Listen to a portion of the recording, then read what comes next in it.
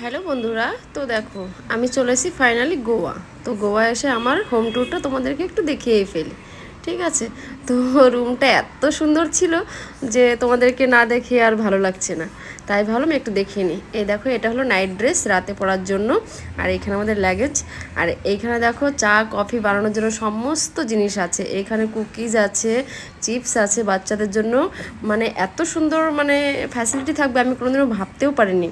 আর এই যে বেডটা দেখতে পাচ্ছ, এই বেডটা এত সুন্দর সফট আর নরম ছিল, মনে হচ্ছিল আমি ভেতরে ঢুকে যাচ্ছি বেডের।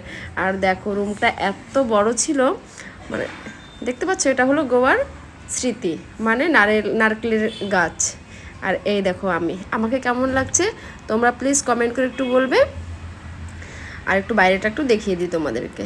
দেখো এত বড় হোটেলটা, মানে চারি সাইড ঘুরতে আমার আধা ঘন্টা সময় লেগেছে।